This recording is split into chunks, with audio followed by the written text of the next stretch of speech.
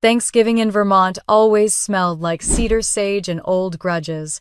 I'd barely taken my seat at the long wooden table when my mother Elaine lifted her wine glass and tapped it with her ring, demanding everyone's attention. "She's the biggest failure in this family," she announced, nodding toward me, as if I were a stain on the tablecloth. My sister Melanie tilted her head and let out a soft, delighted laugh. "Right, Clara has never achieved anything. Not one real thing." Aunts went quiet. Cousins exchanged looks. Even the neighbors, invited for reasons I still didn't understand, paused mid-bite. I felt the familiar burn in my chest. Not anger, not sadness. Just the old, heavy numbness that came from being the family's designated disappointment. I swallowed it the way I always had, silently. Then my father Ray, who'd been flipping channels with the remote like he always did to avoid conflict, suddenly jerked upright. "Oh my God! Turn on the TV! Turn it on!" The screen shifted. Football disappeared. Breaking news flashed across the bottom. The East Room of the White House filled the screen. Reporters angled cameras. The president approached the podium. And then my face appeared. "Recipient of the National Medal of Science," the announcer read, Dr. Clara Whitmore. The room froze. My mother's wine glass slipped from her hand and hit the table with a sharp clatter. Melanie stared at the screen as if it were an optical illusion. My cousins gasped. Someone whispered, "Is that really her? My full name? My picture? My work?" For a long moment, no one breathed. I just sat there, hands folded neatly in my lap, finally watching the truth take a shape they could not deny. I'd driven 3 hours from Boston through icy November winds to be here. A part of me already knew returning to Vermont meant swallowing the same old dismissiveness wrapped in holiday politeness. But hearing the neighbor at the driveway whisper, "Your mom said you're struggling again, dear," had carved a quiet bruise before I even walked through the door. Now that same neighbor stood at the window, staring in disbelief as national television replayed the years of work I'd never told any of them about. While the president spoke about quantum infrastructure and the stabilizer system, I'd spent 5 years building the dining room, filled with the thick silence of people watching their long-held assumptions die in real time. My mother finally found her voice. "This must be some kind of mistake." But it wasn't. The broadcast rolled footage of emergency rooms in rural America that had stayed online during winter storms thanks to Q-Core. It showed elderly care facilities lit by backup grids my team helped stabilize. It showed testimonies from doctors who said lives were saved. Lives they never imagined I was capable of impacting. I caught sight of my youngest cousin standing in the doorway whispering to his sister, but Aunt Elaine said she'd dropped out of school. My throat tightened, not because of their words, but because of how effortlessly those lies had lived. In my place, their version of me had been the only one they ever believed. My father kept staring at the TV screen as if the remote might reverse what he was seeing. His voice was barely audible. I had no idea. Of course he hadn't. I'd learned years ago that anything I told him somehow never made it past my mother's filter. It was easier to keep my world separate than try to make them see me. But tonight, the President of the United States did it for me. I stood slowly, needing air. The room parted around me like I was a stranger. I could hear them begin to chatter, panic, confusion, disbelief. But I didn't look back. I walked into the hallway. My footsteps echoed in the small house that had never felt like home. A childhood photo hung crooked on the wall, Melanie in the center glowing, framed perfectly. I stood half cut off at the edge, barely visible. Of course I was. I hadn't been fully seen here since the day I learned how to read. Inside the living room behind me, my mother's voice rose shrill and frantic. Why didn't she tell us?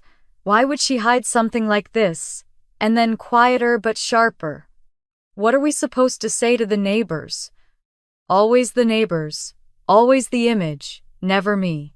I stepped onto the porch just as a cluster of townspeople hurried toward the house. Flashlights bobbed. Someone shouted, "Is that your daughter on TV?" The scientist, I felt the air sting my cheeks cold and clean compared to the suffocating heat of the dining room. Inside chairs, scraped someone tripped, and my mother hissed something sharp enough to slice through drywall. The faces on the porch glowed with curiosity and wonder. They were seeing something new, perhaps seeing me for the first time. Behind me, Melanie's voice cracked.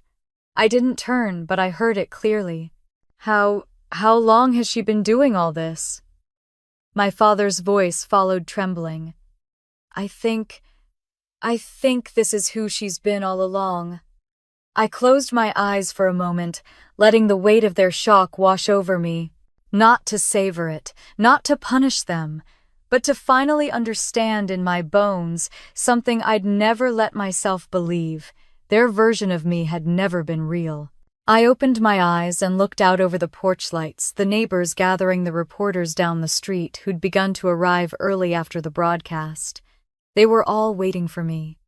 Inside, my mother shouted, "Clara, you come back inside this instant. We need to talk about how this makes our family look, as if my life existed to decorate hers." I didn't turn around. Instead, I stepped off the porch and into the crisp night air, my breath steady, my heart strangely calm. They thought the shock was that I'd been honored. They thought the surprise was that I'd succeeded. But as I walked toward the cluster of people calling my name, I knew something they didn't.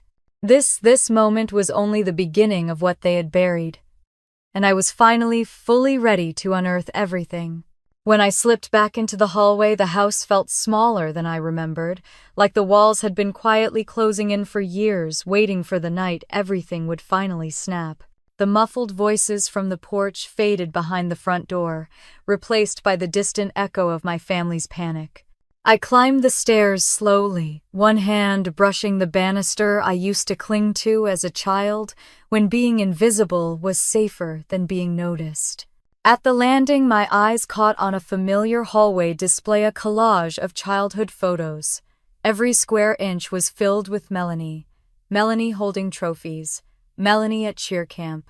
Melanie blowing out birthday candles. Melanie posing with relatives I barely remembered. I scanned the wall for myself and found only one picture, me at 7, standing so close to the frame's edge that half my face was cropped out. Even in photographs, there'd been no room for me. My breath tightened. I had forgotten how much it hurt to be erased in the place that should have held me the most.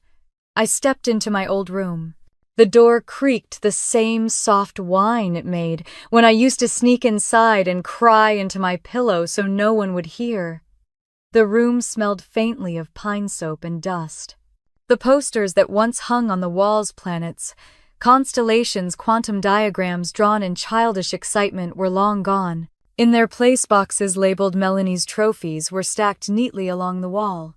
My own childhood, like everything else, had been boxed out. I sat on the edge of my old bed, letting the quiet wrap around me. For the first time since I'd arrived, the numbness from downstairs began to thaw. And with it came the memories, sharp, clear, and unwelcome. When did I first become invisible? I closed my eyes and slipped backward through time, back to the nights when Melanie got brand new dolls while I received whatever she'd grown bored of. Back to school report days when my straight A's earned a dismissive good. Keep it up, but Melanie's B- was praised as proof of her potential. Back to birthday parties where Melanie was the center of every photo, confetti framing her perfectly, while I was the extra body holding plates, keeping quiet, trying not to ruin the picture. Even the church talent show, all I'd wanted was to show my homemade science project. A miniature electric grid I'd built from scrap wires and cardboard. I'd worked on it for weeks, but when I carried it to the car, my mother frowned. "Don't bring that, Clara. Melanie's singing performance should be the highlight. Let her have her moment. My moment didn't matter." I opened my eyes, staring at the shadows the boxes cast across my wall. There were hundreds of memories, little cuts that eventually taught me not to speak up, not to want, not to take space. But there were bigger wounds, too. The kind that never quite stopped bleeding beneath the surface. I remembered sitting in the guidance counselor's office at 15 after winning a regional science competition. The professor judging the event had offered to mentor me, maybe even help me prepare for college-level research opportunities. It had felt like a door opening, but when I told my mother, she barely looked up from the kitchen sink. You don't need some professor filling your head with unrealistic dreams. You should stay focused on helping out at home. Then she refused to drive me to the meetings. Family comes first, she'd said, even as she packed Melanie and all her cheer gear into the car to drive her to practices across town. Years later, I learned my mother had actually called the professor and told him I was no longer interested. That was the first time I felt something inside me close. But it wasn't the last. Downstairs, I heard my name spoken, sharply, angrily, followed by Melanie's voice cracking. I couldn't make out the words, but the tone was familiar, fear dressed up as indignation. I'd heard it my entire childhood every time Melanie thought I might get something she couldn't. When I was 16, Melanie had found my MIT application forms spread across my desk. She had picked one up, scanned it, then glanced at me with a strange mixture of jealousy and disdain. "Why would MIT want you?" she'd asked, tossing it onto my bed. I told myself she was just being a bratty teenager. I didn't know then what role she'd eventually play in the truth that was coming. The floor creaked outside my room, pulling me back to the present. I turned, expecting Elaine or Melanie, but no one was there. Just the soft, eerie groan of the old house settling. My gaze drifted to the corner of the dresser where an envelope sat half-hidden under a stack of old sweaters. It hadn't been there earlier. My mother's handwriting curved across the front. For Clara. I hesitated, unsure whether to reach for it. Something about its presence felt wrong. Too intentional. Too heavy with meaning. I picked it up. It was heavier than a normal letter, something metal shifted inside. Before I could open it, voices floated up the stairs. Low, urgent whispers. She wasn't supposed to find out. We have to keep the story straight. The MIT thing, don't bring that up. My pulse hammered. I stepped out of my room and moved quietly down the hallway. The staircase banister was cool under my hand as I leaned closer, listening. Aunt Linda's voice trembled. "Elaine, this is getting out of hand. What if she learns she won't?" My mother snapped. "Not now. Not tonight." Melanie's voice broke. "But Mom," she saw the message. "Then you delete the rest." Elaine's tone cracked like a whip. My breath caught. Message. What message? I held the envelope tighter, a strange dread settling in my chest. This family had hidden so much, buried so much. And tonight had blown a hole straight through the ground beneath them. I took a slow breath, forcing calm. When I stepped into the kitchen doorway, their voices collided with silence. 3 pairs of eyes swung toward me, guilty, frightened, furious. Elaine straightened, smoothing her hair. "Clara, we need to talk about what you said to the reporters."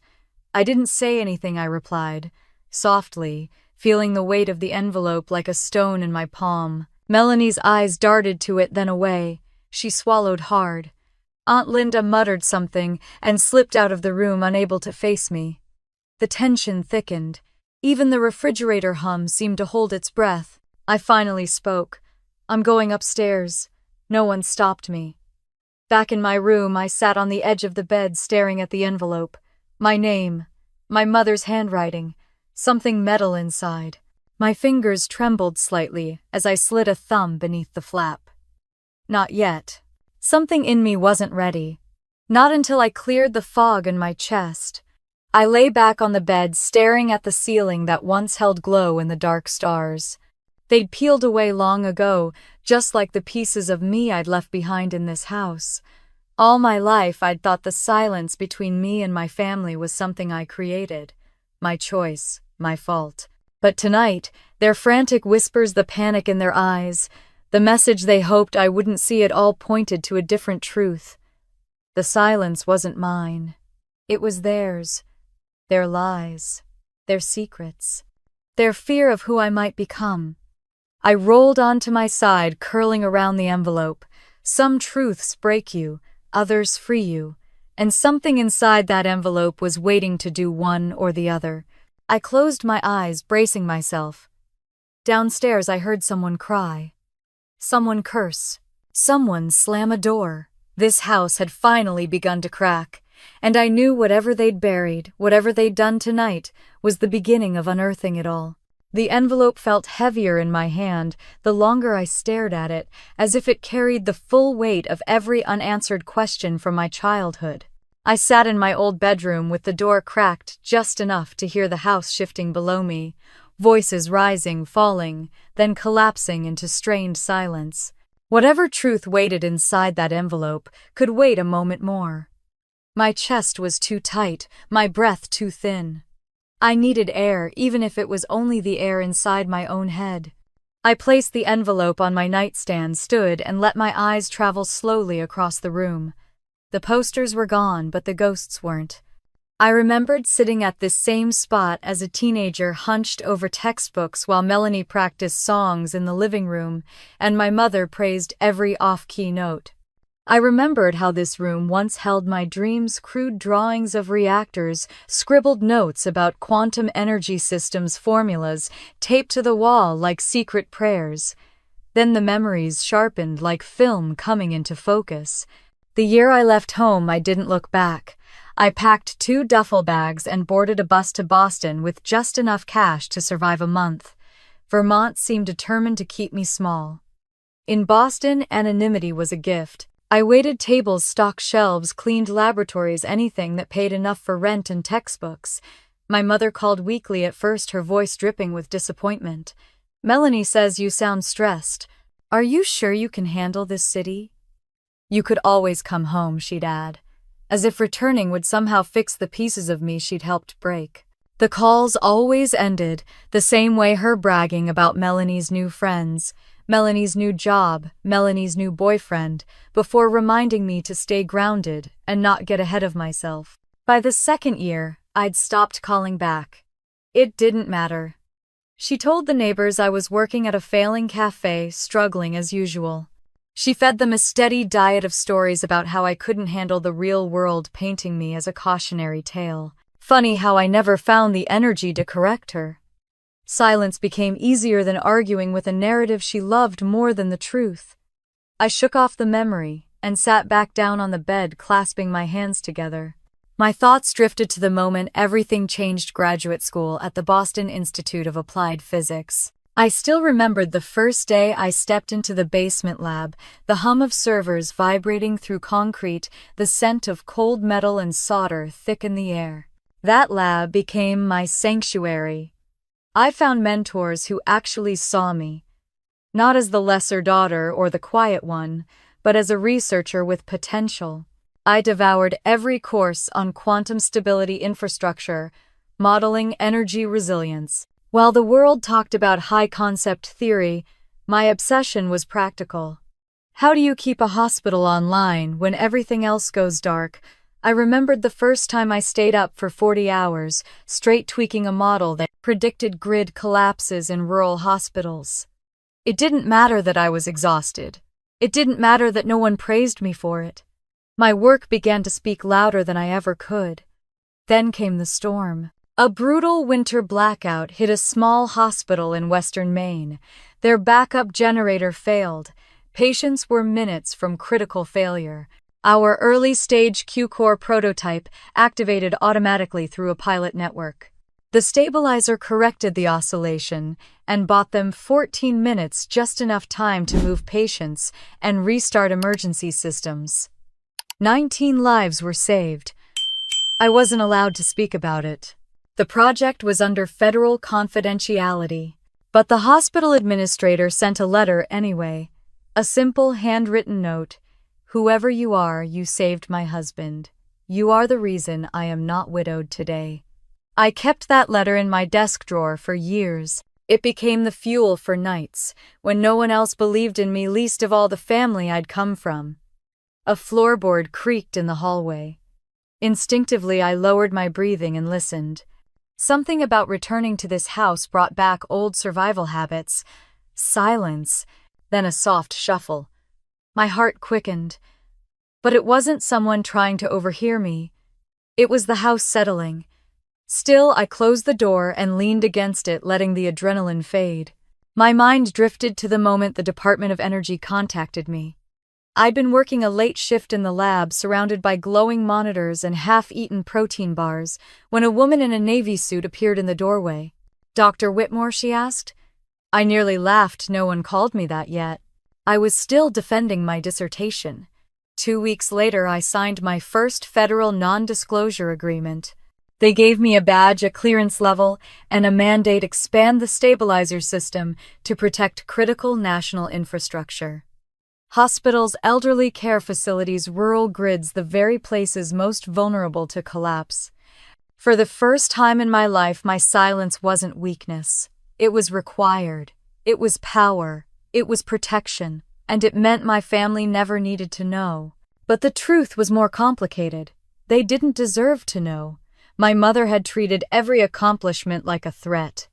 Every step I took away from her control became an injury she had to correct.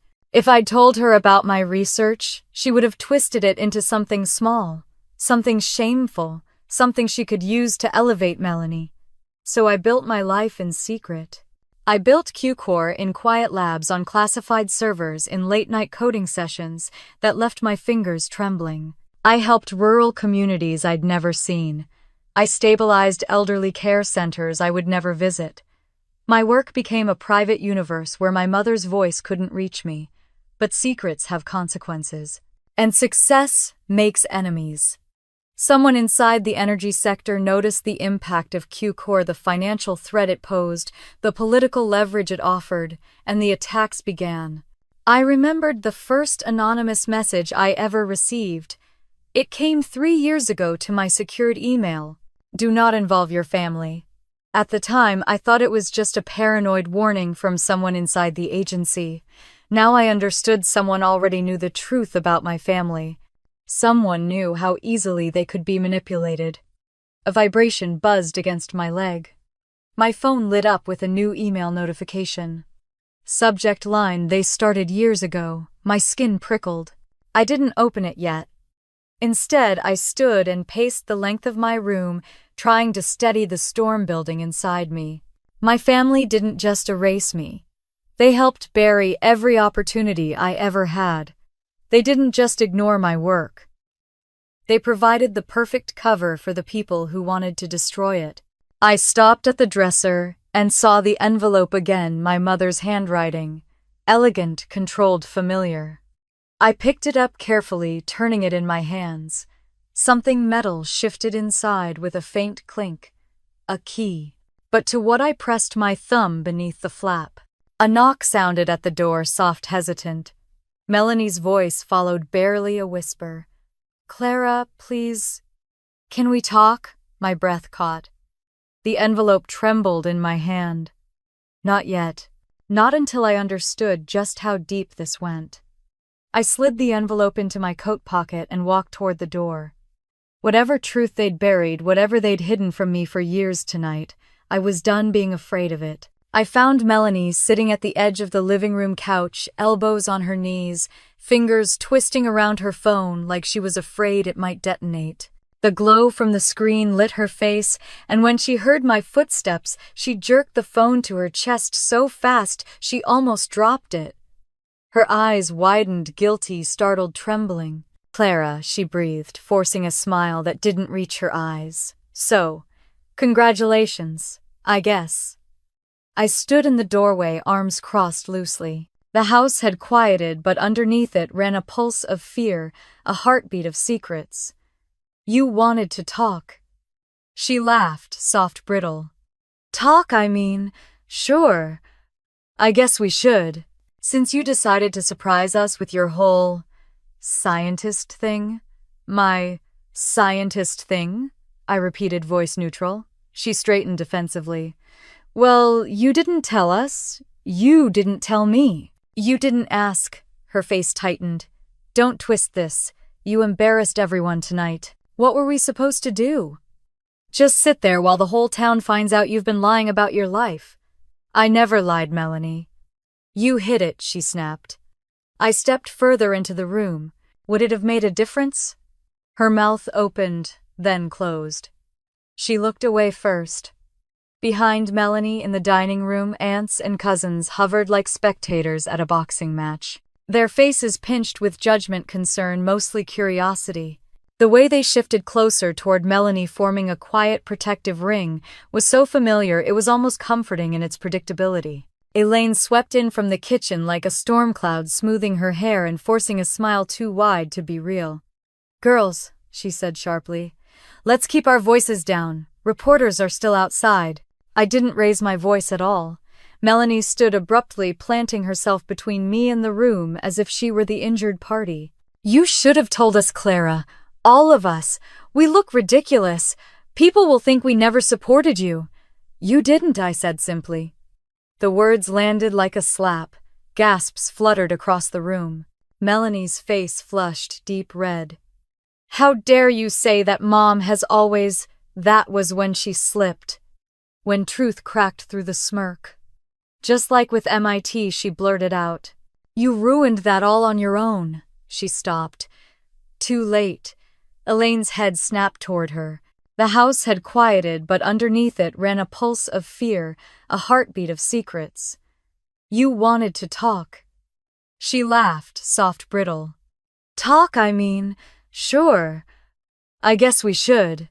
Since you decided to surprise us with your whole scientist thing." "My scientist thing?" I repeated, voice neutral. She straightened defensively. "Well, you didn't tell us. You didn't tell me. You didn't ask." Her face tightened. "Don't twist this. You embarrassed everyone tonight. The thing that changed the entire trajectory of my life."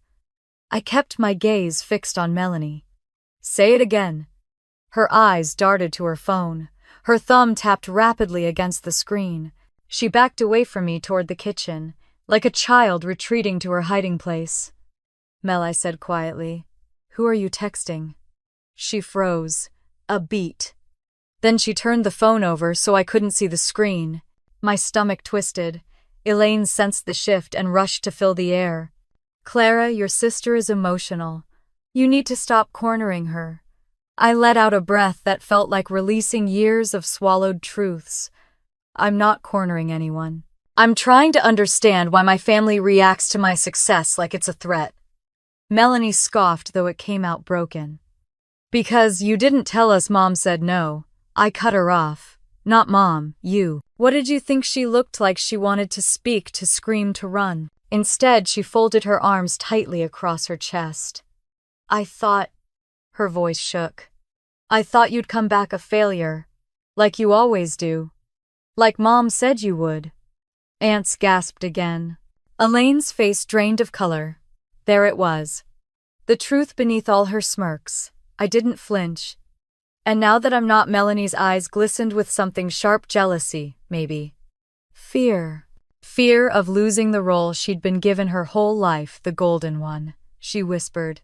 "Now everything's ruined." Elaine jolted forward. "Melanie." "That is enough." But Melanie wasn't finished. Her voice cracked like thin glass. "People will think you're better than us. Not proud, not amazed, not happy for you. Better than us." Elaine reacted first, clutching my arm with a shaking hand. "Ignore her. She's exhausted. We all are." I gently removed her hand. "Why did you say I wasn't stable enough for MIT?" Elaine's lips parted. Shock, denial, fury all flickered behind her eyes. "I never said anything like that. That soft, perfect lie." But Melanie's face told a different story. Behind Elaine's shoulder, she shook her head barely but unmistakably. "Don't say it. Don't tell her." Something inside me settled. A piece clicked into place. Another lie. Another buried truth. Aunt Linda shuffled forward awkwardly. "Maybe we should all sit down." "No," I said calmly. "Not until we stop pretending." Elaine stiffened. "Pretending what? That this is a family that supported me." Elaine's mask trembled for the first time. Her mouth worked like she was searching for the perfect words to twist this back into my fault as she always had. But before she found them, Melanie's phone buzzed sharply. Every head turned. Melanie flinched and stepped away, whispering harshly, "Stop messaging me. I said I can't talk right now." She didn't realize I was close enough to glimpse the edge of her screen before she locked it. Just 3 words glowing white in the dark, "She doesn't know." A chill rolled through me. "Melanie," I said. "Who is texting you about me?" She backed up until she hit the counter. "No one. It's nothing." Elaine grabbed her wrist. "Go upstairs." "I'm not a child," Melanie hissed. "Then stop acting like one," Elaine snapped. For the first time in my life, Melanie didn't obey her. She just stood there trembling, looking back and forth between us. The room felt full in a suffocating way, like a storm gathering inside 4 walls. Elaine whirled on me, pointing a finger. "You have no right to interrogate anyone. You've caused enough trouble tonight." I smiled. Soft, controlled, dangerous. "I haven't started." Elaine's eyes widened just a flicker. A warning shimmered beneath her panic. "Whatever secrets you're hiding," I continued, "they're coming undone, whether you like it or not." Melanie's voice came out small. "Clara, stop." "I can't," I said. "Not anymore." I turned toward the back porch. The cold air leaking through the window frame felt like relief after drowning. I walked away while the kitchen swirled with whispers, gasps, anger. Behind me, Elaine barked, "You come back here right now," but I didn't. I stepped onto the porch, letting the night swallow the noise.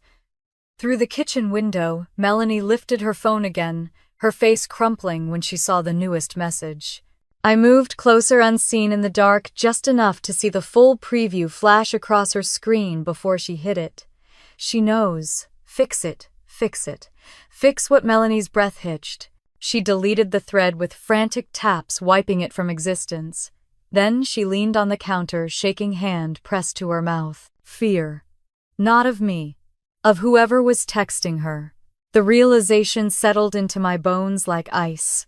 The danger in my life hadn't just come from my family. It had come through them.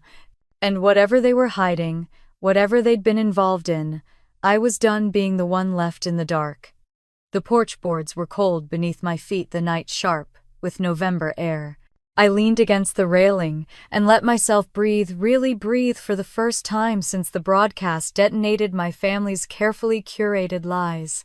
I replayed the message I'd seen on Melanie's phone, "She doesn't know," and every muscle in my body tightened in response. They knew something. They had always known something. "Clara," a voice called from the edge of the yard. I turned. It was Mr. Hawthorne, our elderly neighbor, bundled in a thick coat and holding a stack of newspapers under his arm. He walked slowly toward me, boots crunching over frost. I hadn't seen him in years. He lifted the bundle awkwardly. "These are for you. I thought maybe you'd want them." I frowned. "For me," he nodded, handing them over. "Your father saved them." "But your mother asked us not to bring them up. Said you wouldn't want to see them. Didn't want to embarrass you. Embarrass me." That was the word she always chose to hide behind. I flipped through the papers and froze.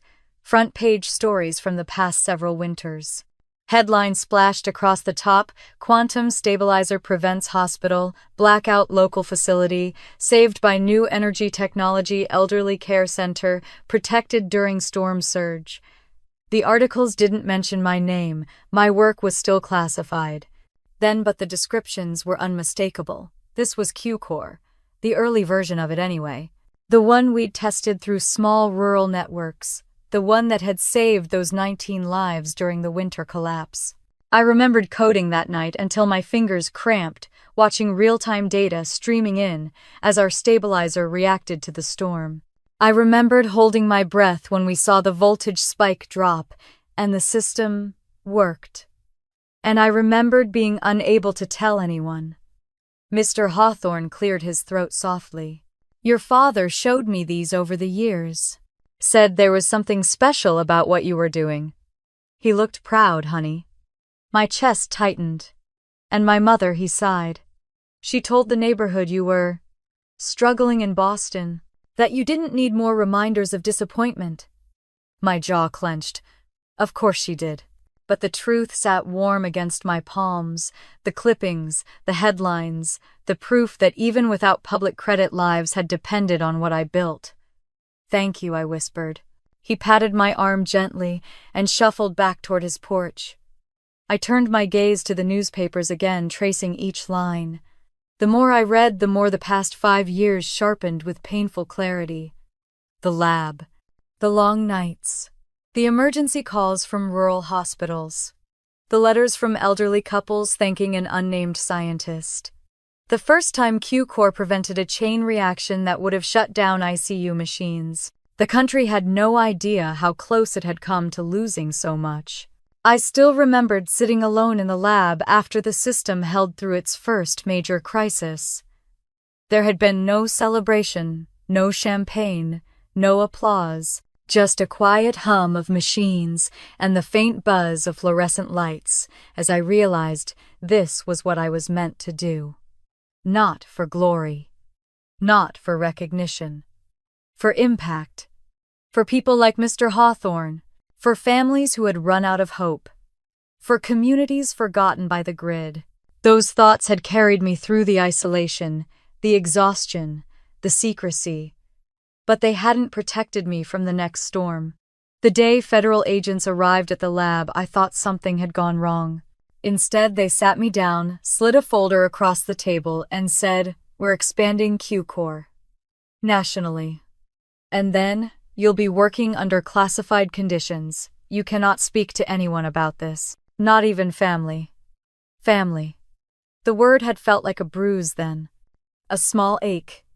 A reminder of the reason I had moved to Boston in the first place. I never questioned the secrecy. I never questioned the silence. It was easy not to tell people who never asked. But tonight proved they weren't just uninterested. They had been working from a script I hadn't even known existed. As I flipped through the newspapers, another memory surfaced, the first time I received an internal warning.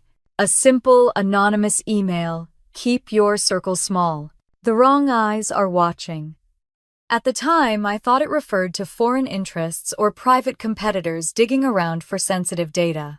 I didn't imagine it also referred to my own mother answering phone calls from strangers with too much interest in my future. I set the papers on the railing and closed my eyes, letting the cold air steady me. There was a heaviness in my chest, not sadness but realization.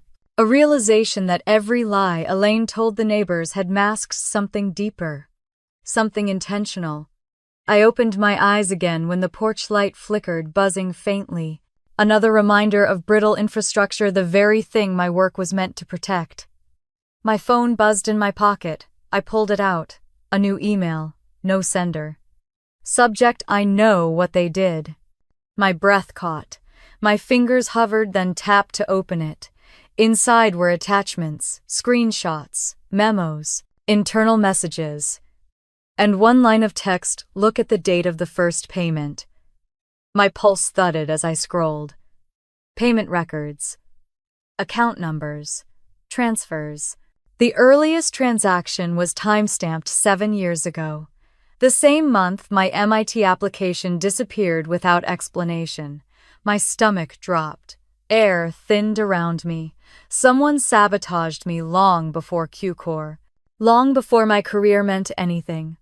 Long before anyone should have cared.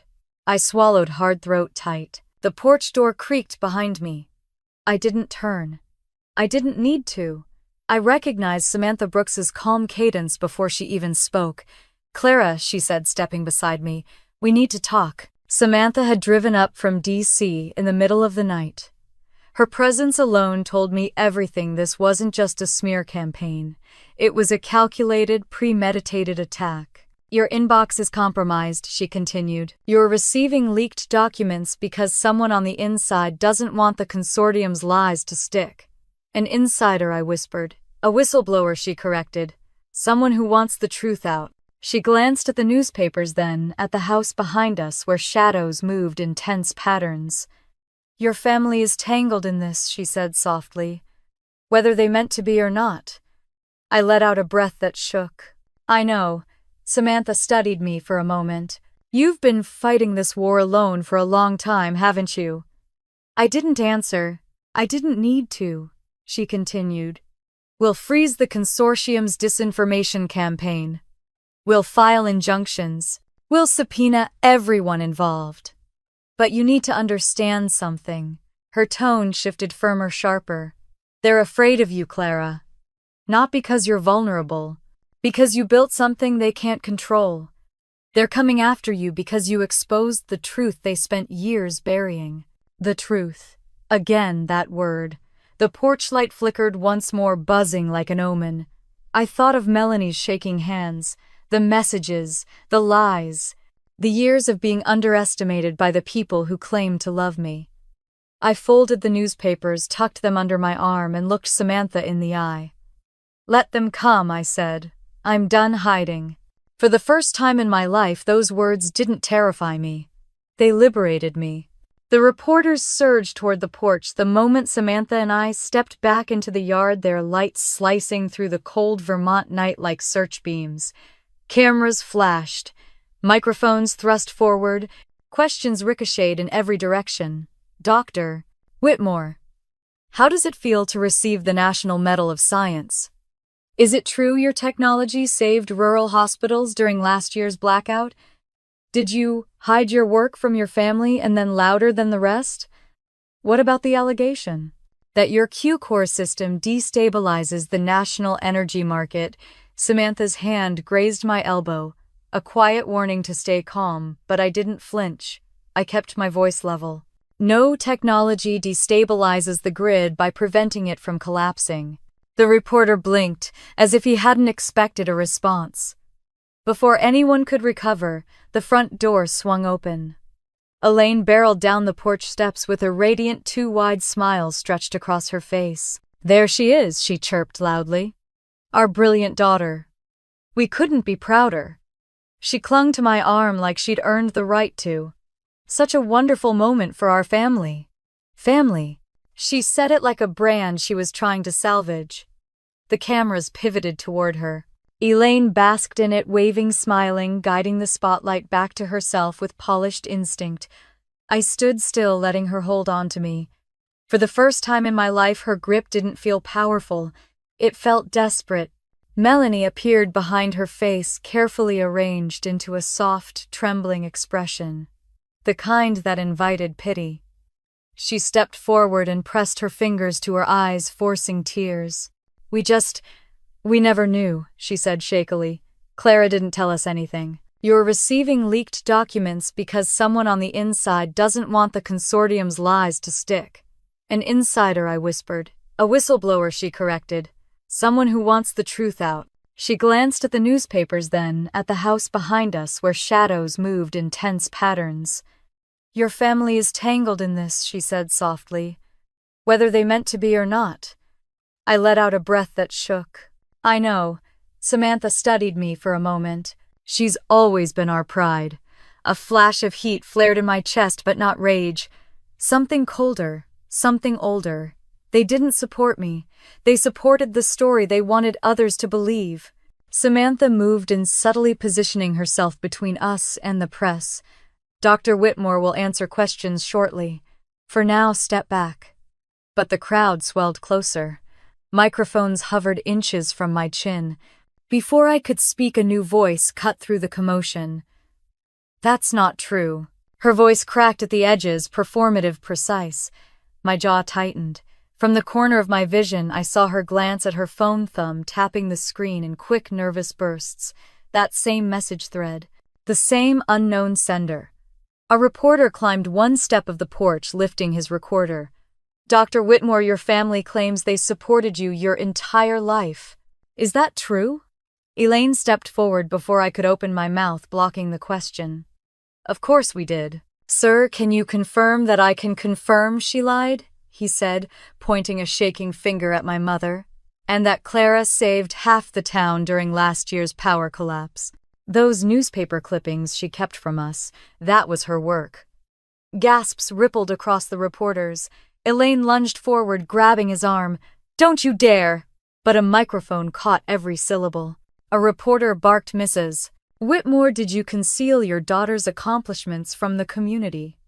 Elaine blinked, plastering on an uneasy smile that twitched at the edges. Of course not. Why would I do something like that? I could see it then, the crack widening, the lie buckling under its own weight. Melanie's breath audibly hitched. She stepped back, thumb sliding across her phone again, frantic. A reporter asked me directly, "Dr. Whitmore, did your family support your work?" All eyes turned to me. I inhaled slowly. My work was classified. I wasn't allowed to discuss it.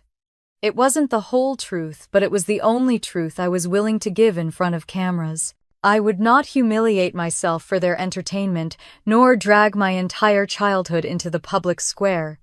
But that brief answer was enough. The energy shifted.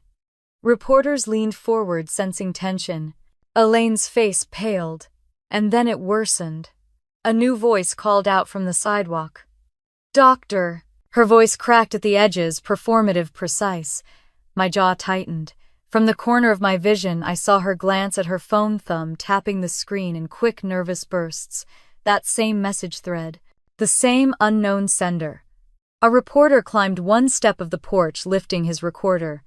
"Dr. Whitmore, your family claims they supported you your entire life. Is that true?" Elaine stepped forward before I could open my mouth, blocking the question. "Of course we did." Elaine gasped dramatically, clinging to the nearest railing as though the accusation were about her. "Oh no," she cried. "Does this mean we're in trouble? Of course she made it about herself." Samantha took the memo, scanning it rapidly. Her jaw tensed. "This was leaked to the press before we received it." She shot me a sharp look. "They're moving faster than we expected." A microphone swung toward me. "Dr. Whitmore, is your technology fraudulent?" The porch fell silent. Even Melanie stopped tapping her phone. "No," I said calmly. "My data has been reviewed by multiple federal agencies and 3 independent committees. Everything in that report is false." The reporter countered. "Then why target you now?" I looked at the cameras, steady, unshaken. "Because my work threatens powerful interests. And powerful interests don't like being threatened." A murmur swept the crowd. Behind me, through the window, I saw movement in the kitchen. Melanie pacing. Elaine wringing her hands. Someone inside the house. Someone still texting her. Someone waiting to hear what I said. Before another question could fly at me, Samantha's phone vibrated. She glanced at the screen, her eyebrows shooting upward. "Clara, we need to go inside. Now." "What is it?" I asked under my breath. She leaned in. "A whistleblower just sent us internal files. The attack on you is coordinated, and it started years ago." My stomach dropped. How many years? She swallowed hard. Too many. We stepped back into the house, closing the door behind us. Silence wrapped around us like fog, thick and suffocating. The dining table was still covered with abandoned dishes, half-drunk wineglasses, silverware scattered like casualties of the night. Samantha spread the leaked documents across the table. My eyes scanned the first page and froze. The payments, the timeline, the names. The first transaction was dated the same month my MIT application vanished. My pulse thudded painfully. Samantha tapped one line. "This wasn't a reaction to your medal, Clara. Someone has been targeting you for nearly a decade." A cold shiver spread down my spine. And then, from upstairs, Melanie's voice drifted faintly through the silence. "She knows." What do I do? She wasn't talking to herself. She was on the phone. And the tremble in her voice told me everything. The danger wasn't outside this house. It was rooted inside it. Samantha looked up at me. "Who is she talking to?" I swallowed hard, eyes fixed on the staircase. "I don't know," I whispered. "But I think we're about to find out." I closed the kitchen door behind me, shutting out the muffled chaos of reporters and porch lights. The house felt strangely hollow, as if the walls themselves were holding their breath. Samantha spread the printed email and leaked documents across the dining room table, the same table where just hours ago my mother had declared me the family's greatest failure. Now it looked more like a crime scene. The anonymous email lay at the center. They're coming for you because you found the truth they buried. My pulse thudded against my ribs. Who's they? I asked quietly. Samantha didn't answer right away. Instead, she picked up a thick, worn leather briefcase sitting on the table, my father's. I hadn't seen it in years. Ray never left it out in the open. She flipped it open, revealing a neat stack of papers, a business card for a federal attorney, and a sealed envelope labeled confidential. Your father didn't want this sitting in his car, Samantha said. That tells me he's hiding something from Elaine. Before I could react, voices rose sharply in the kitchen. What if they ask about MIT? My aunt hissed. Don't mention the letter my mother snapped. She can't find out, not now, Melanie whispered. My heart lurched. What letter? I stepped into the hallway, stopping just before they could see me. I pressed my fingers to the wall, grounding myself as their voices drifted down the corridor. Aunt Linda spoke again, voice trembling. I told you hiding the documents was a mistake. Documents. Plural. My breath hitched. Samantha appeared beside me silently, like she'd been listening too. Her voice was low. You need to hear everything. She stepped into the kitchen doorway first. I followed. Elaine jerked back when she saw us. Her face drained of color, her smile snapping into place like a mask. Clara, sweetheart, stop, I said. Even my own voice startled me. It sounded too steady, too strong. A kind of strength I hadn't realized I possessed, until everything else around me was falling apart. Melanie stood behind her, wringing her hands. She looked guilty, terrified. She clutched her phone like a lifeline. Clara, we were just talking, she whispered. Samantha stepped forward, her calm slicing through the thick tension. I'm Samantha Brooks, federal attorney. We need to speak about the documents your family may have in their possession. Elaine stiffened instantly. Documents I don't know. What your Samantha lifted the tablet she'd brought. Let's start with this. She pressed play. The grainy security footage began. A timestamp blinked in the corner. A woman stepped into a notary office. She signed a form and slid it across the desk. The angle was bad, the lighting worse. But the silhouette was unmistakable. My mother. Melanie gasped. Aunt Linda pressed a hand to her chest. I felt nothing for a moment, not anger, not shock, just a hollow, sinking clarity. Elaine's face went slack. That's not me. Samantha zoomed in on the signature. The handwriting matches your penmanship exactly. Elaine tried to steady her voice. I only signed what I was told to sign. It was a formality. A formality, I repeated softly. What did you think you were signing? She swallowed hard.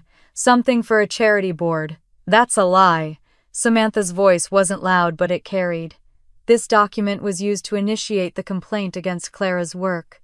The signature forged below yours belongs to a former energy executive tied to a consortium under investigation for infrastructure manipulation. Elaine's mouth opened, but no words came. Melanie backed up until she hit the refrigerator. She looked between her mother and me, panic rising. You weren't supposed to see that, she whispered. That stopped everything. A stillness fell over the room, so heavy it felt physical. What do you mean? I asked. She shook her head wildly. Nothing. It's not what you think. It's exactly what I think I said. Isn't it? Her breath hitched. She looked like she might be sick. Samantha set the tablet down, pulling out a stack of additional documents. Your family's statements to the media don't match the public records. And the consortium's timeline only makes sense if someone close to you has been feeding them information. Elaine snapped. We would never do that. But Samantha flipped to another page. This is a call log from MIT admissions. My stomach clenched. The air drained from the room. Samantha tapped a highlighted line. Incoming call, 2 days before Clara's interview, logged as parental withdrawal. Melanie whispered, Mom. Elaine's voice rose into a sharp, brittle pitch. Clara was not ready for MIT. She would have failed. I did what I had to do to protect her. The words hit me harder than I expected. But not because I was surprised, because deep down, a part of me had always known. I didn't need protection, I said. I needed a mother who believed in me. Elaine stepped forward, reaching for my arm. I did what any good mother would do, I stepped back. No. You did what a controlling mother does. Her hand fell. Samantha interjected, her tone firm. Mrs. Whitmore, interfering with academic admission processes can be considered fraud.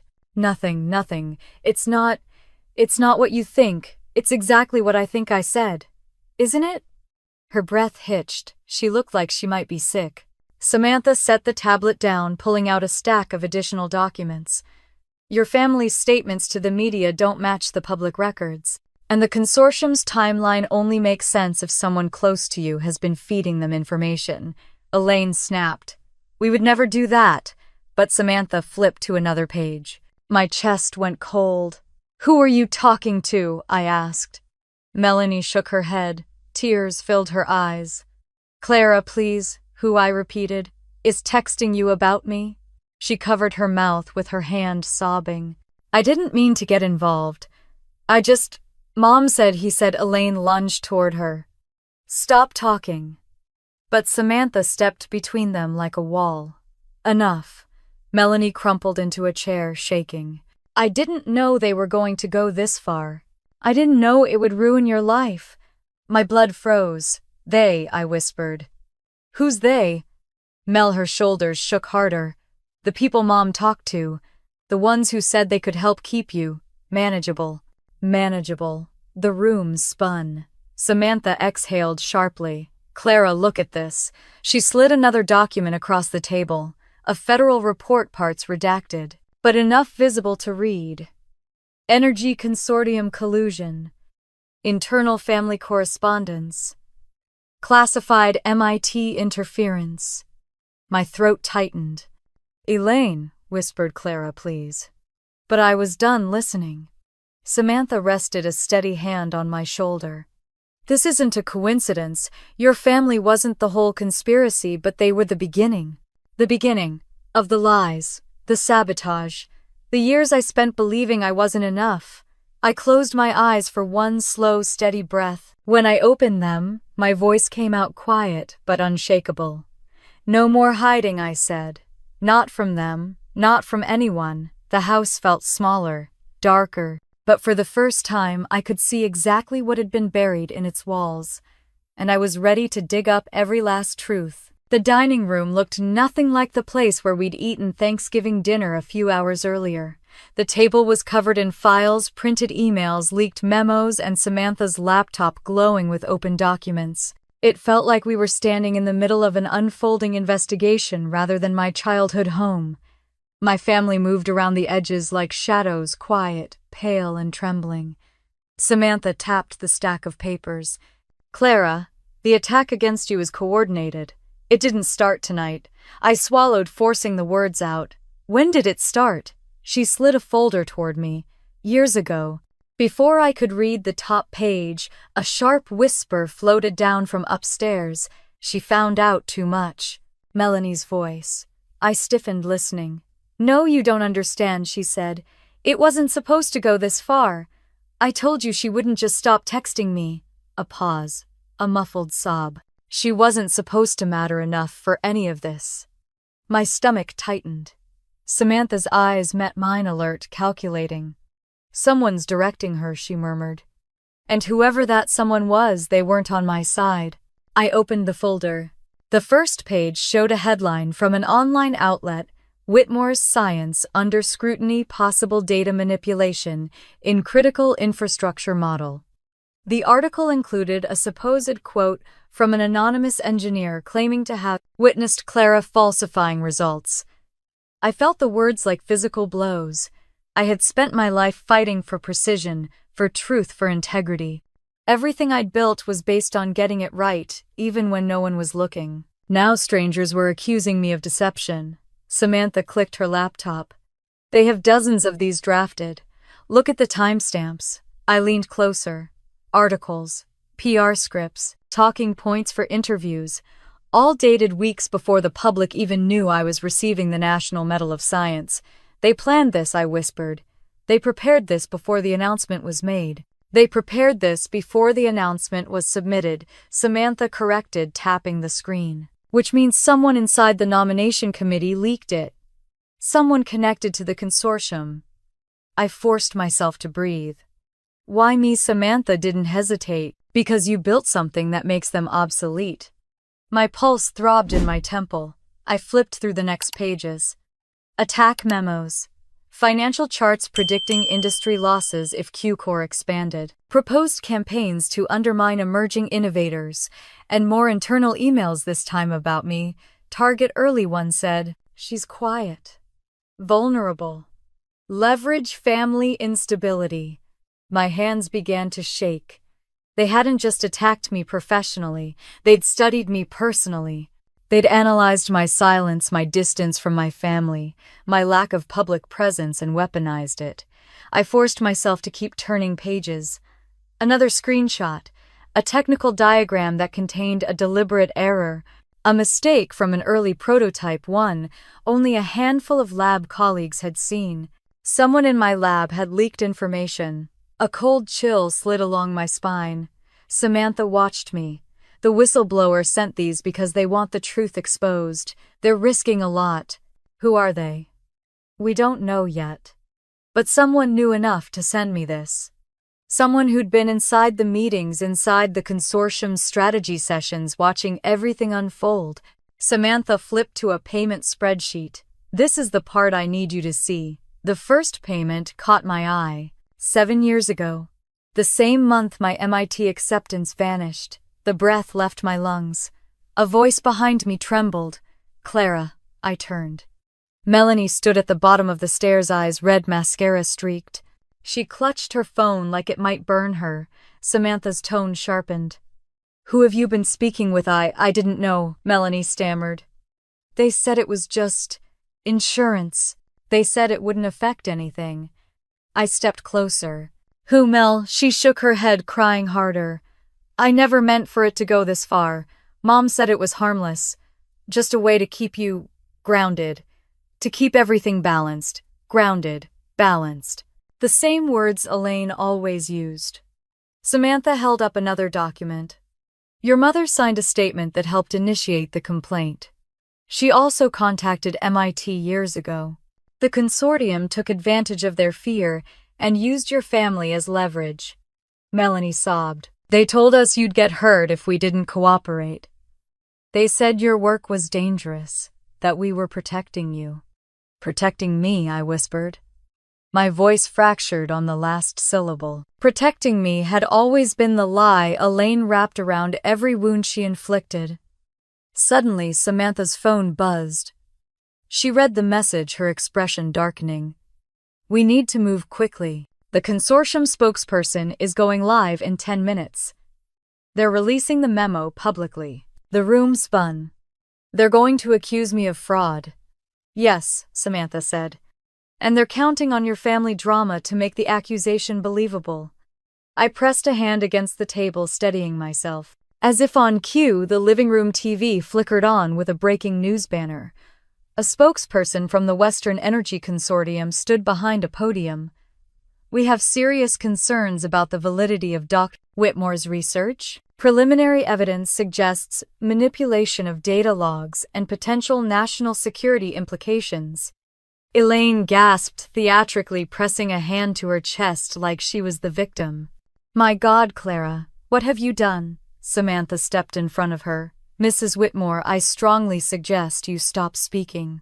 The spokesperson continued, and her family has indicated concerns about her emotional stability. My blood ran cold. I looked at Elaine. She couldn't meet my eyes. You told them that, I said quietly. Elaine burst into tears. They asked how you were doing. I didn't know they'd... You absolutely knew, I said. The spokesperson's tone grew more dramatic.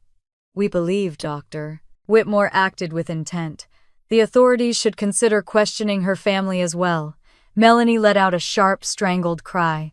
They're coming for us, she whispered. They're going to investigate us. Samantha's jaw set. They're bluffing. But this means the smear campaign is fully underway. Another vibration buzzed against my hip. A new email notification. I opened it. From unknown subject proof. Inside was a single line: I have evidence of what they did to you.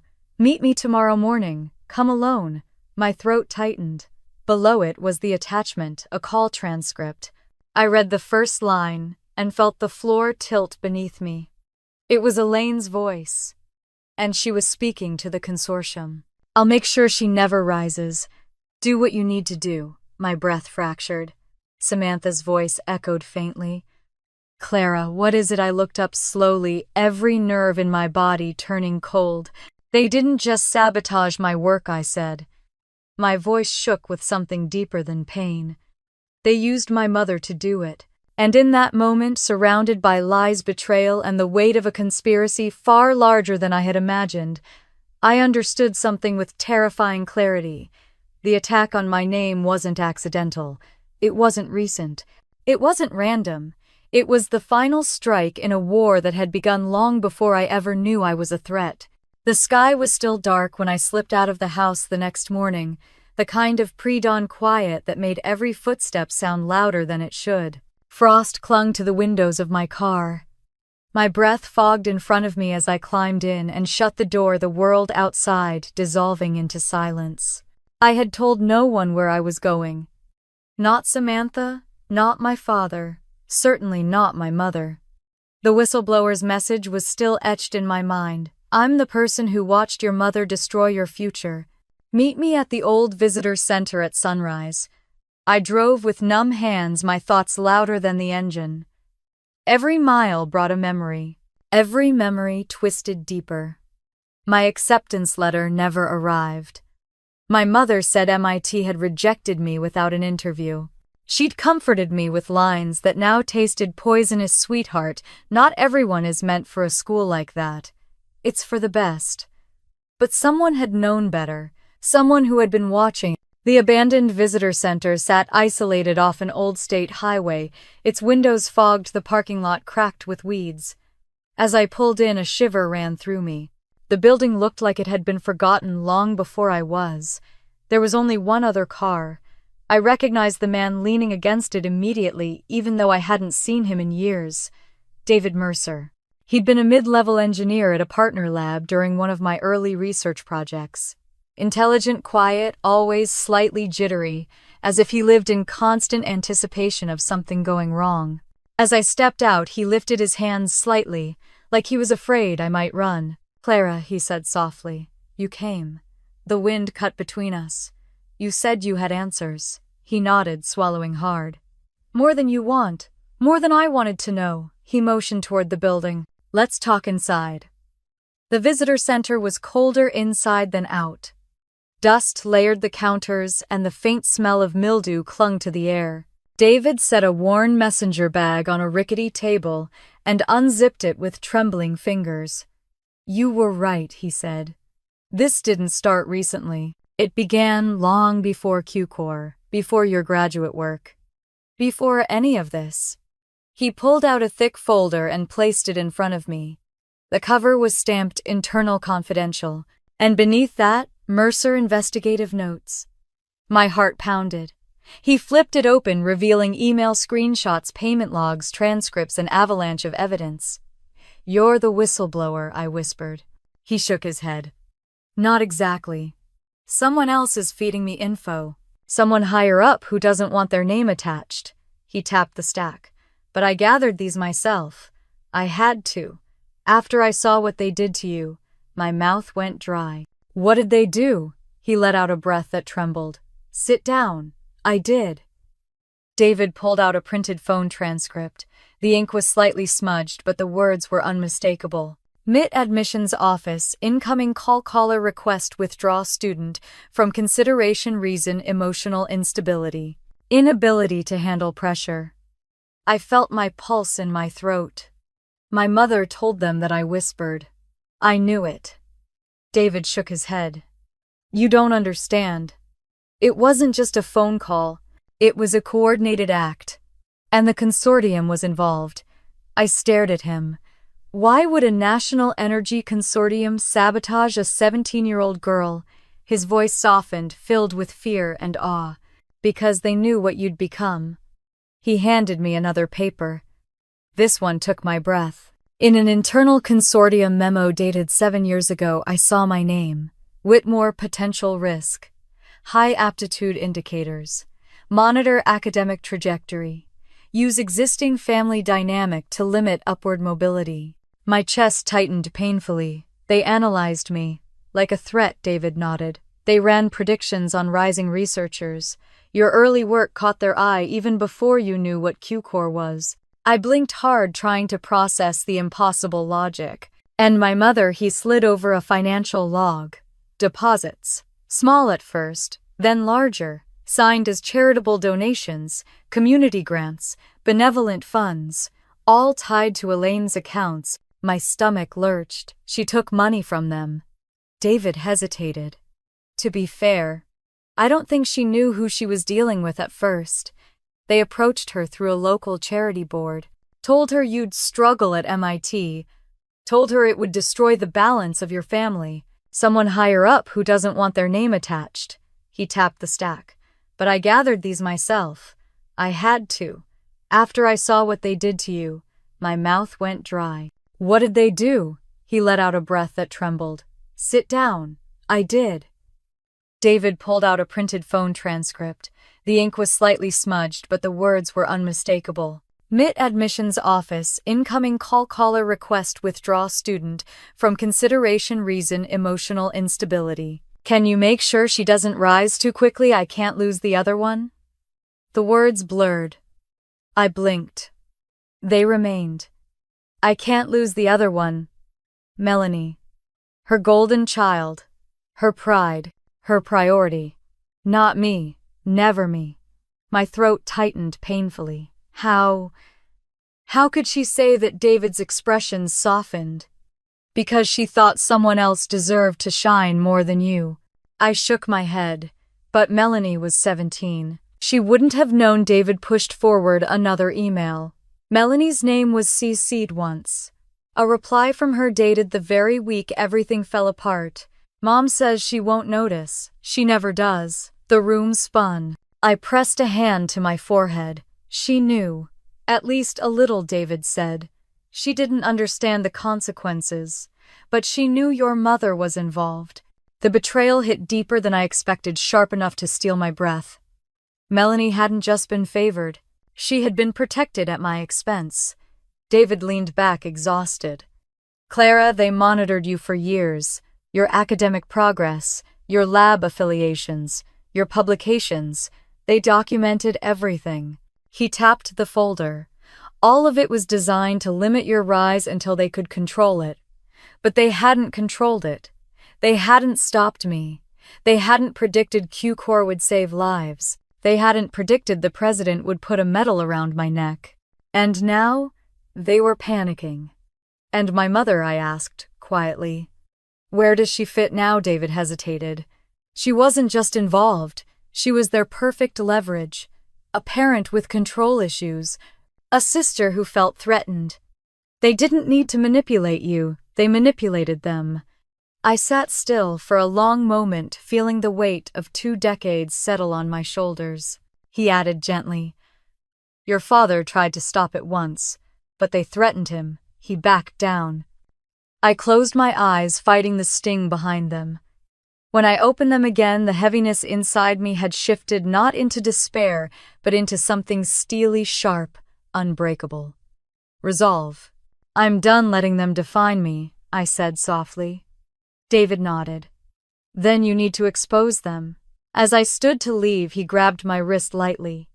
Clara, be careful. These people don't just ruin careers. They ruin lives. I pulled my hand free gently. They already ruined parts of mine. I walked out into the morning light, the sky finally shifting from black to bruised purple. The cold air filled my lungs like a promise. My mother didn't just fail me. She broke me. But breaking me had only made me sharper. And I was done being silent. The sun had barely risen when the car pulled up to the Capitol.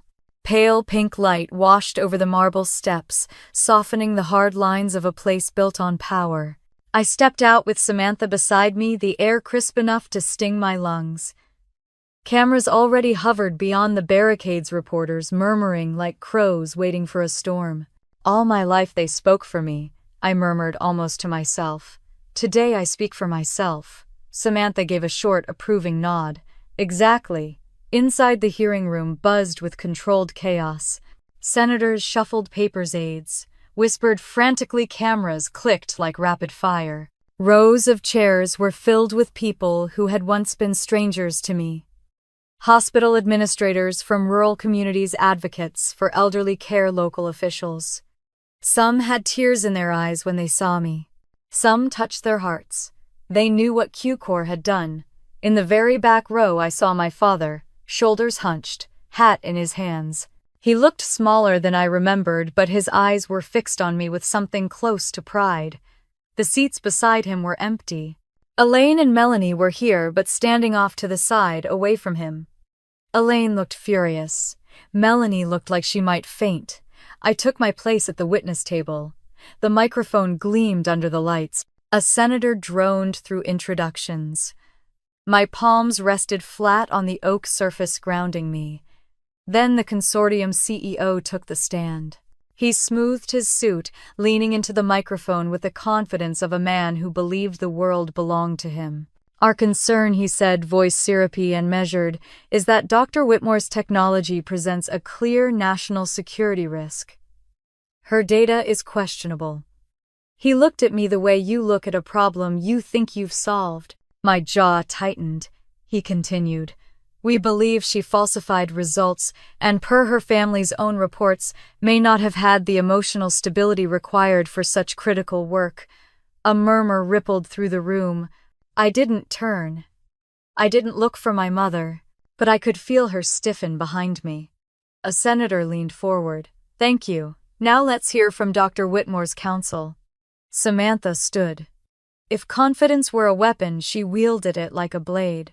With respect, Senator, she said evenly, turning to the CEO, can you explain why your company drafted smear articles about Dr.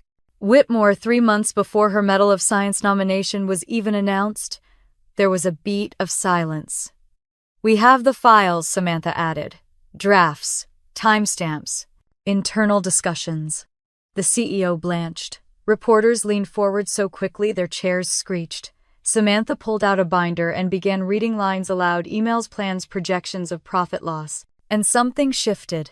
For the first time, the consortium looked nervous. The room buzzed with tension as the CEO stammered excuses. Those were preliminary, internal notes.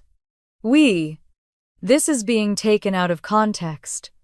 No context can alter the timeline, Samantha said sharply. You tried to ruin the reputation of a federal researcher before you knew about her national recognition. That is not caution. That is intent. Cameras flashed like lightning. Then came my turn. I rose, walked to the podium, and raised my right hand to take the oath. My voice was steady, surprising even to me. When I sat again, the entire room went quiet. Dr. Whitmore, a senator said, please explain your work and respond to these allegations. I folded my hands. For the past 5 years, I have led a project focused on strengthening quantum infrastructure for critical systems, rural hospitals, elderly care facilities, emergency grids, places often overlooked until they fail. Faces in the gallery softened. Heads nodded. My work was classified, I continued. I did not hide it from my family for personal reasons. I had no choice. My eyes flicked briefly toward Elaine. She flinched. And the idea that I falsified data, I shook my head. Impossible. The system has been independently verified by the Department of Energy and validated through real-world deployments. Lives were saved. A senator leaned forward. Why would the consortium target you? I met his gaze. Because Q-Corps reduces dependency on antiquated systems that earn them billions. My technology makes people safer. It doesn't make corporations richer. Soft gasps, murmurs. And as for emotional stability, I let the words hang in the air. The only instability affecting my career came from people who underestimated me. Behind me, I heard a sharp inhale. Elaine's. Then a reporter, emboldened, called from the side aisle. "What about the MIT situation? Did your family support your academic ambitions?" I exhaled slowly. "When I was 17, a decision was made without my consent. It changed the direction of my life." But I rose anyway. A ripple of emotion swept through the room. I didn't expose my mother, not here. Not like this. Some truths were too cruel to weaponize publicly, even if they had destroyed me privately. But Samantha wasn't bound by my mercy. She stood again. "For the record, we have evidence of interference in Dr. Whitmore's early academic file. Evidence directly tied to individuals connected to the consortium." Another wave of gasps. Elaine's face drained white. The senators exchanged glances. Someone scribbled notes furiously. Then I remembered the sealed envelope a staffer gave me outside. The last-minute whistleblower submission. I opened it now with trembling hands. Inside was a flash drive and a printed transcript. I scanned the first lines and felt the air leave my chest. Executive speaking in a private meeting. "Use the family mother is cooperative. She'll keep the girl contained. Sister compliant. They won't question it." Every voice was recorded. Every word clear. I lifted the paper. "This," I said, "is a recording from a consortium strategy meeting." In their own words, they describe using my family as leverage. They describe manipulating them to limit my opportunities. They describe a coordinated long-term effort to suppress my career. The room erupted. Cameras flashed. Reporters shouted. Senators slammed their gavels. Elaine let out a strangled cry I'd never heard from her before. Melanie bowed her head, sobbing quietly into her hands. Elaine shot me a venomous glare. "You're dragging us into this nightmare." "No," I said. "You dragged yourselves into it years ago." Elaine opened her mouth, but I raised a hand. "For once," I said, "you're going to listen." She fell silent, not willingly, but because something in my voice pinned her in place. I stood, pushing my chair back. "I know what you did to my MIT application. I know about the phone call, the lies, the interference." Elaine pressed a hand to her chest. Behind him, a federal agent approached Samantha. "We found something in Elaine Whitmore's bank records." Samantha's face hardened. How bad he handed her a file. "You'll want to show this to Clara." My breath stilled. "What is it?" Samantha looked at me with a mix of sorrow and resolve. "Clara," she said, "this isn't over, not by a long shot." The hallway buzzed with reporters, flashes, questions, but all I could hear was the quiet echo of the truth I'd uncovered. My enemies hadn't just been corporate giants. They'd been sitting at my own dinner table. And I wasn't done with any of them. I didn't speak a word during the drive back to Vermont. The hearing replayed in my mind like a broken reel, every accusation, every revelation, every crack in Elaine's mask. By the time Samantha dropped me off in the driveway, the sun was already fading behind the pines, casting the house in a hollow, bruised light. I pushed open the front door. The house was silent, not peaceful, silent in the way a battlefield is after smoke clears. My father sat alone at the kitchen table, elbows on his knees, hands covering his face. The overhead light flickered weakly above him. "Dad," I said gently. He looked up slowly. The grief in his eyes hit me harder than anything had that day. "Clara," he whispered, his voice breaking. "I didn't know she went that far. I swear to God I didn't." I slid into the chair across from him. For a long moment, neither of us spoke. The kitchen smelled like cold coffee and stale arguments. He rubbed his thumb over a folded piece of paper in his hands. "I tried," he said. "I tried to stop it." "What did you try to stop?" He unfolded the paper with trembling fingers. A letter creased, stained with time, torn at the edges. MIT's logo printed faintly in the corner. My breath caught. "I wrote them," he said. "After I found out what your mother had done, I wanted to fix it. I wanted to tell them the truth." "You didn't send it," I whispered. He closed his eyes. "I should have. But Elaine, she threatened to leave. Said she'd take Melanie. Said I'd break the family. I stared at him, feeling the old ache twist inside me. I needed you. Her jaw clenched. Melanie stared at the floor. Samantha stepped in behind me, setting her briefcase on the counter. Before we begin, I need to inform you that federal investigators have requested copies of all financial accounts associated with consortium money. You'll be contacted within the week. Elaine's eyes went wide. Financial accounts? What does that have to do with us? Everything, Samantha said calmly. Your signatures, your involvement, your communication records. Her jaw clenched. Melanie stared at the floor. Samantha stepped in behind me, setting her briefcase on the counter. Before we begin, I need to inform you that federal investigators have requested copies of all financial accounts associated with consortium money. You'll be contacted within the week. Elaine's eyes went wide. Financial accounts? What does that have to do with us? Everything, Samantha said calmly. Your signatures, your involvement, your communication records. A letter creased, stained with time, torn at the edges. MIT's logo printed faintly in the corner. My breath caught. I wrote them, he said. After I found out what your mother had done, I wanted to fix it. I wanted to tell them the truth. You didn't send it, I whispered. He closed his eyes. I should have. But Elaine, she threatened to leave. Said she'd take Melanie. Said I'd break the family. I stared at him, feeling the old ache twist inside me. I needed you. The hallway buzzed with reporters, flashes, questions, but all I could hear was the quiet echo of the truth I'd uncovered. My enemies hadn't just been corporate giants. They'd been sitting at my own dinner table, and I wasn't done with any of them. I didn't speak a word during the drive back to Vermont. The hearing replayed in my mind like a broken reel, every accusation, every revelation, every crack in Elaine's mask. Clara, please. I didn't understand. I was a kid. Mom told me it was harmless. She told me that you wouldn't even notice I raised my eyes to her. You replied to the email, Mel. She flinched. I know. You knew, I said quietly. Maybe not everything, but you knew she was sabotaging me. Melanie burst into tears. I was jealous, okay? You were always so smart, and everything came so easily for you. Nothing came easily, I said. I just learned to survive quietly. Elaine sank into a chair. I didn't mean for it to go this far. It doesn't matter what you meant, I said.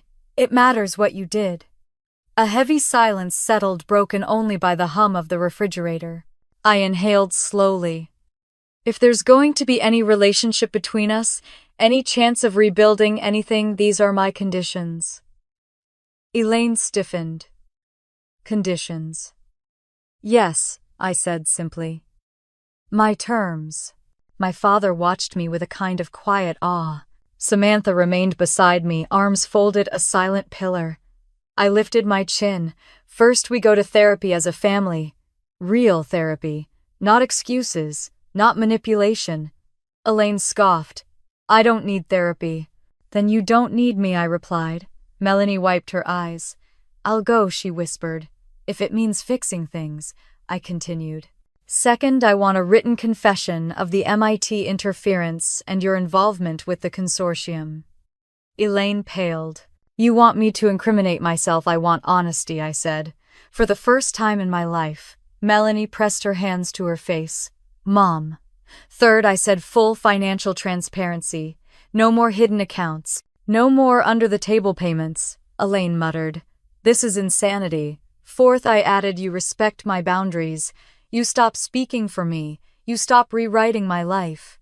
You stop deciding what's best for me. My voice softened, not weak, just tired.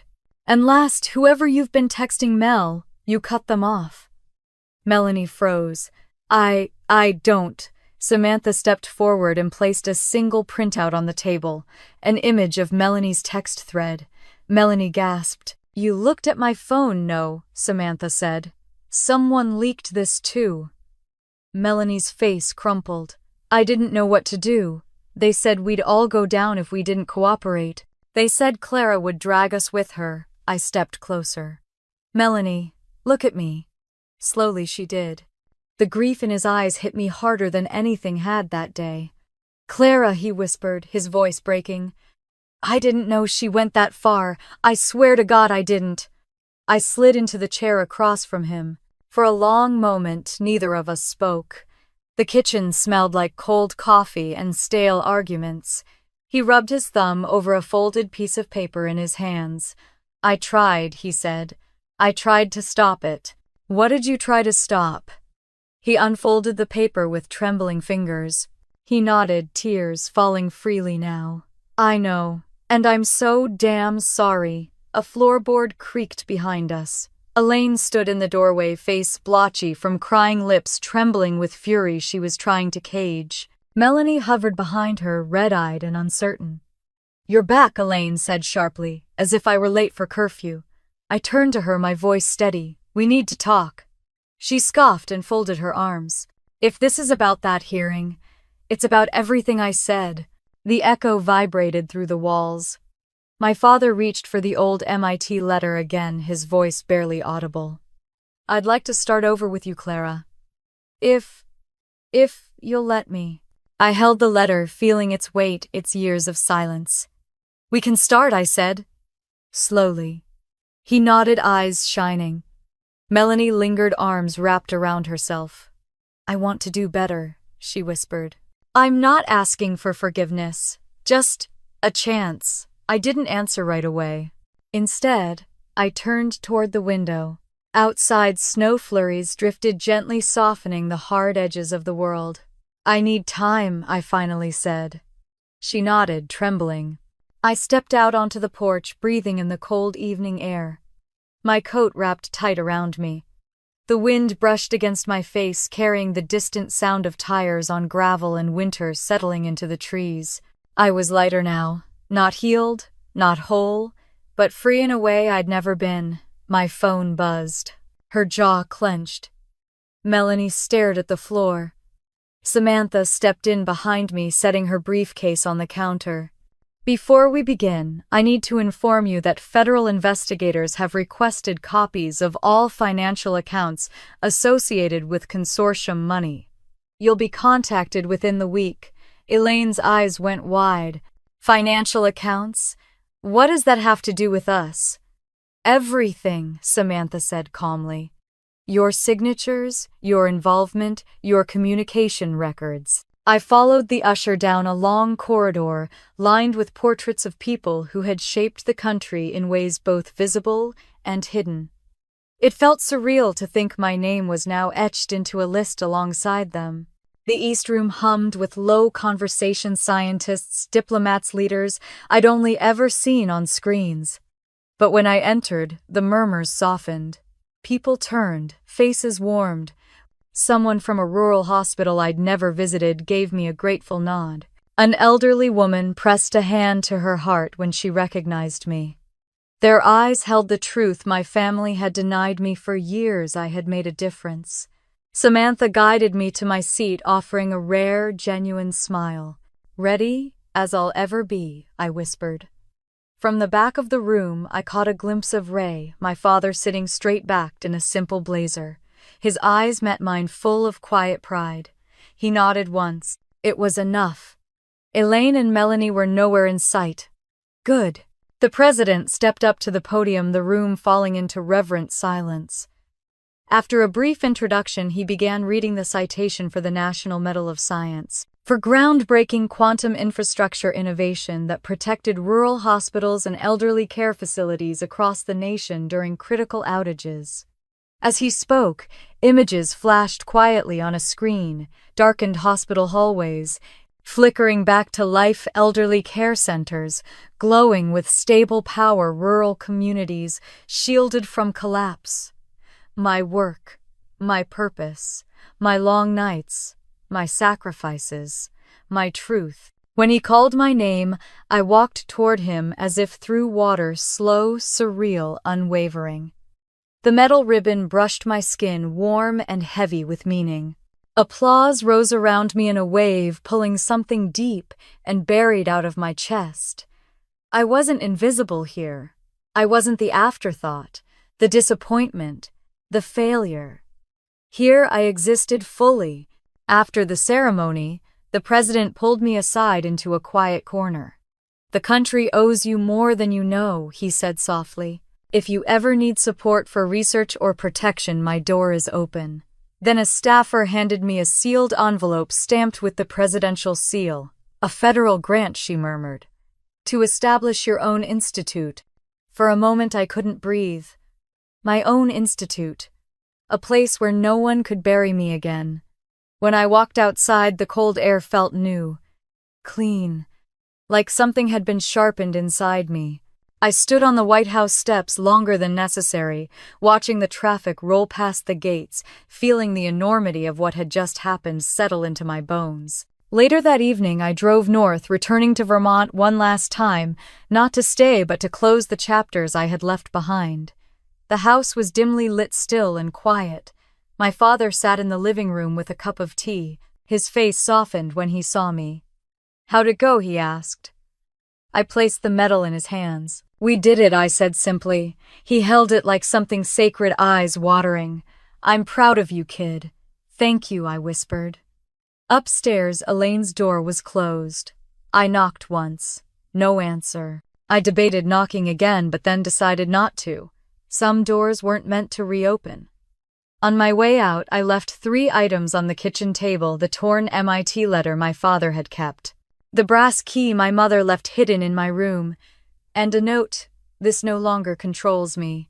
Then I walked out, closing the door gently behind me. By the next week, I signed the papers for a small lakeside cottage outside Boston. Sunlight streamed through its windows, scattering across stacks of blank notebooks I bought to start drafting my research plans. A future I would build on my own terms. I spent afternoons walking the shoreline, letting the scent of pine and water soothe whatever bruises still lingered. I spent evenings sketching designs for my institute programs: for grid resilience, emergency training for rural technicians, STEM mentorship for young girls whose families didn't believe in them. One morning, an older woman knocked on my door. She was the wife of the patient saved in the first Q-Corps deployment. She held a shoebox filled with letters, thank yous, testimonies, names of people I had helped without ever meeting. "I thought you should have these," she said. After she left, I sat by the lake reading each one, my vision blurring more than once. These people, strangers, had become something closer than blood. They were the family I had chosen by accident through the work that saved them. And in their words, I found a truth I had never dared to believe: I belonged somewhere in this world. Not because my mother approved. Not because I fought for scraps of acknowledgement, but because I created something that mattered. As the sun dipped behind the trees, I closed the last letter and held it to my chest. I couldn't change where I came from, but I could choose where I was going. And for the first time, that future felt wide open. Later that night, sitting on my porch with a warm mug in hand, I let out a long breath I felt like I'd been holding since childhood. The lake rippled under the moonlight, quiet and knowing. And I thought about the people who might hear my story someday. The ones who had been silenced in their own families, dismissed, overlooked, told they'd never be enough. Maybe someone like me. If my journey meant something to them, maybe it would remind them that buried truths can be unearthed. That broken families don't define a whole life. That it's never too late to take back your voice. I glanced at the recording equipment on my desk inside. I'd been documenting pieces of this story bit by bit, unsure if I'd ever share it. But maybe it was time. Maybe someone needed to hear it. I looked out at the quiet lake and spoke softly, almost as if to the wind. If you've ever felt unseen, or underestimated, or dismissed by the people who were supposed to love you, just know you're not alone. And your story isn't over. A gentle calm settled over me. And if my story touched you, tell me your thoughts. I'd love to hear your experiences too. It helps more than you know. And if you want to stay with me for more stories about healing, strength, and the justice we sometimes have to fight for, I'd be grateful if you stuck around. There's always another chapter. The lake shimmered. Sometimes the greatest revenge isn't destruction. It's finally becoming everything they said you'd never be.